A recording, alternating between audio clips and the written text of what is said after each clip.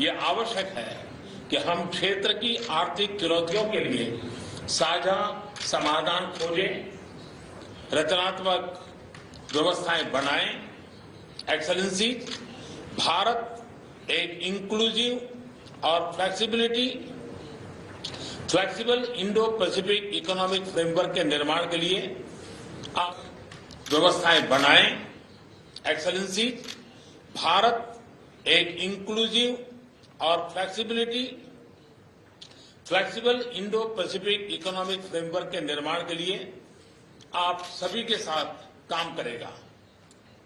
मेरा मानना है कि हमारे बीच रेजिलियंट सप्लाई चेन्स के 3 मुख्य आधार होने चाहिए: ट्रस्ट, ट्रांसपेरेंसी एंड टाइमलीनेस। मुझे विश्वास है कि यह फ्रेमवर्क इन तीनों स्तंभों को मजबूत करने में सहायक होगा और इंडो पैसिफिक क्षेत्र में विकास, शांति और समृद्धि का मार्ग प्रशस्त करेगा। बहुत बहुत धन्यवाद। बहुत बहुत धन्यवाद प्रधानमंत्री जी। अब मुझे बहुत खुशी हो रही है कि मैं न्यूजीलैंड की प्रधानमंत्री तो प्रधानमंत्री नरेंद्र मोदी को सुन रहे थे आप। उनका ये कहना था कि भारत और जापान के जो रिश्ते हैं आर्थिक, सामरिक सभी को मजबूती प्रदान करेगा। जिस तरीके के साझा अग्रीमेंट यहां पर साइन किए जाएंगे, द्विपक्षीय वार्ता होगी, ये एक मील का पत्थर साबित होने वाला है भारत और जापान के रिश्तों के लिए। पहले से ही भारत और जापान के रिश्ते काफी प्रगाढ़ रहे और इन्हीं संबंधों को और मजबूती प्रदान करने के प्रधानमंत्री नरेंद्र मोदी क्वाड सम्मेलन में शिरकत करने पहुंचे। लेकिन इसके साथ ही वो 35 अहम और बड़ी कंपनियों के सीईओ से भी मुलाकात करेंगे। ये आर्थिक तौर पर बेहद अहम दौरा प्रधानमंत्री नरेंद्र मोदी का माना जा रहा है।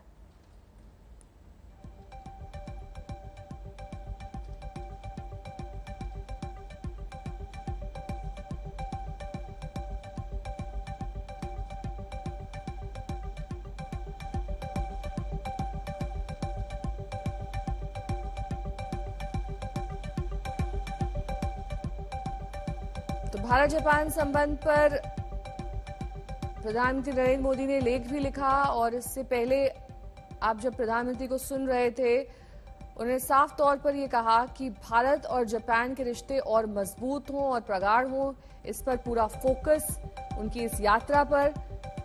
आर्थिक चुनौतियों के लिए साझा रास्ता निकले और भारत सभी देशों के साथ मिलकर काम करे।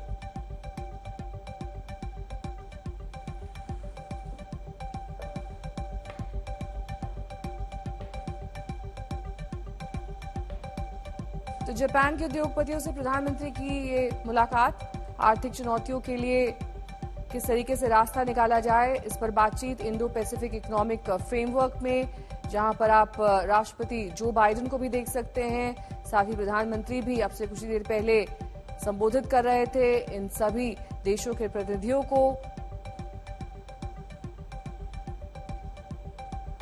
आपसी विश्वास के लिए पारदर्शिता यानी कि ट्रांसपेरेंसी की जरूरत है और सभी देशों में आर्थिक नजरिए से संबंधों को मजबूती देने पर फोकस किया जाना चाहिए। भारत दुनिया में किस तरीके से निवेश का बड़ा केंद्र है, इस पर विस्तार से प्रधानमंत्री मोदी बता रहे थे और आपसी विश्वास के साथ आगे बढ़ना बेहद जरूरी है।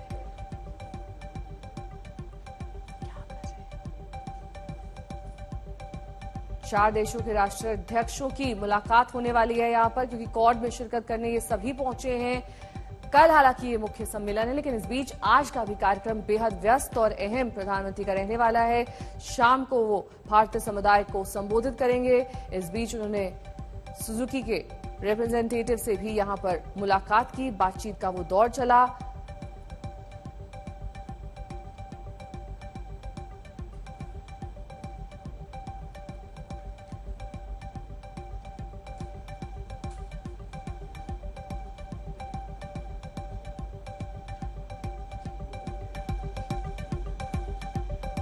आर्थिक चुनौतियों के लिए साझा समाधान की जरूरत है, प्रधानमंत्री ने कहा। और ये आर्थिक चुनौतियां दरअसल सिर्फ भारत तक सीमित नहीं है, कई और देशों को भी आर्थिक चुनौतियां हैं। ऐसे में जरूरत है कि आपसी सहयोग से ये सभी देश आगे बढ़े, पारदर्शिता को बढ़ाया जाए और ऐसे ही सभी देशों में आर्थिक समृद्धि आ सकती है आपसी विश्वास से, आपसी समर्थन से।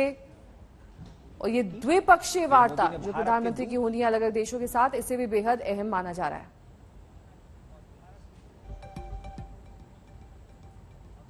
कुछ देर पहले की तस्वीरें आप प्रधानमंत्री की देख रहे हैं, जब सुजुकी के हेड से मुलाकात करते हुए यहां पर प्रधानमंत्री। भारत सदियों से एक प्रमुख केंद्र रहा है। यह उल्लेखनीय है कि विश्व का सबसे प्राचीन कमर्शियल पोर्ट भारत में मेरे होम स्टेट गुजरात के लोथल में था। इसलिए यह आवश्यक है कि हम क्षेत्र की आर्थिक चुनौतियों के लिए साझा समाधान खोजें, रचनात्मक व्यवस्थाएं बनाएं। एक्सेलेंसी, भारत एक इंक्लूसिव और flexible Indo Pacific economic framework के निर्माण के लिए आप सभी के साथ काम करेगा। मेरा मानना है कि हमारे बीच रेजिलियंट सप्लाई चेन्स के 3 मुख्य आधार होने चाहिए: ट्रस्ट, ट्रांसपेरेंसी एंड टाइमलीनेस। मुझे विश्वास है कि यह फ्रेमवर्क इन तीनों स्तंभों को मजबूत करने में सहायक होगा और इंडो पैसिफिक क्षेत्र में विकास, शांति और समृद्धि का मार्ग प्रशस्त करेगा। बहुत बहुत धन्यवाद।